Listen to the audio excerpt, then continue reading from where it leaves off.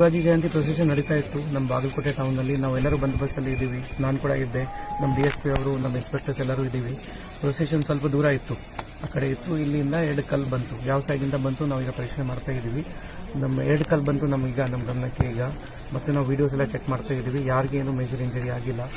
ಆಮೇಲೆ ಕಲಾದ ನಂತರ procession smooth ಆಗಿ ಮುಗೀತು, ಎಲ್ಲ ಜನ ಡಿಸ್ಪರ್ಸ್ ಆಗಿದ್ದಾರೆ. ಸದ್ಯಕ್ಕೆ ಸಿಚುವೇಶನ್ ಅಂಡರ್ ಕಂಟ್ರೋಲ್ ಇದೆ. ಇಲ್ಲಿಂದ ಕಲ್ಲು ಬಂತು, ಯಾವ ಕಾರಣಕ್ಕೆ ಬಂತು ನಾವು ಇನ್ವೆಸ್ಟಿಗೇಷನ್ ಮಾಡ್ತೀವಿ. ಅದರ ವಿಚಾರವಾಗಿ ಈಗಾಗಲೇ ನಾವು ಕೇಸ್ ರಿಜಿಸ್ಟರ್ ಮಾಡ್ತೀವಿ. ಈಗ ಚೆಕ್ ಮಾಡ್ತಾ ಇದ್ದೀವಿ, ವಿಡಿಯೋ ಚೆಕ್ ಮಾಡ್ತಾ ಇದ್ದೀವಿ. ಯಾರಿದೆ ರಾತ್ರಿ ಚೆಕ್ ಮಾಡ್ತೀವಿ. ಒಂದ್ ವೇಳೆ ನಮಗೆ ಸಿಕ್ಕಿದ್ರೆ ಕೇಸ್ ಈಗಾಗಲೇ ಮಾಡ್ತಾ ಇದ್ದೀವಿ ನಾವು.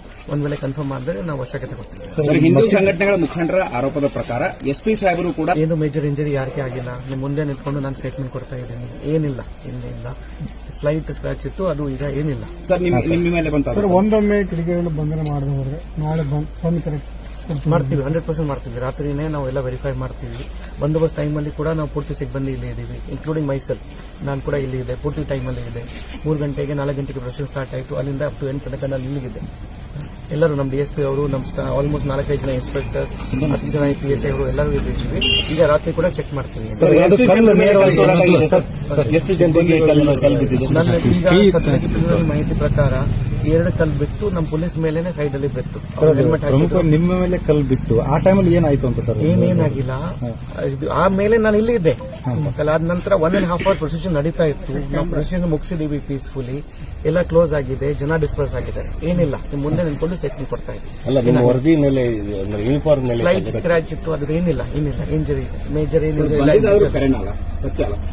ಕಲ್ಲು 2 ಬಂದಿದೆ, ನಮ್ಮ ಪೊಲೀಸ್ ಮೇಲೆ ಬಂದಿದೆ, ಯಾರು ಪಬ್ಲಿಕ್ ಮೇಲೆ ಬಂದಿಲ್ಲ. ಇದು ಕ್ಲಿಯರ್. ಇನ್ನೊಂದು, ಮಸೀದಿಯಲ್ಲಿರ್ತಕ್ಕಂಥ ಜನರ ಮಧ್ಯದಿಂದ ಒಂದು ಚಪ್ಪಲಿ ಬಂದು ಬಿದ್ದಿದೆ, ಅದನ್ನು ಕೂಡ ಚೆಕ್ ಮಾಡ್ತೀವಿ. ಚಪ್ಪಲಿ ಕೂಡ ಚೆಕ್ ಮಾಡ್ತೀವಿ.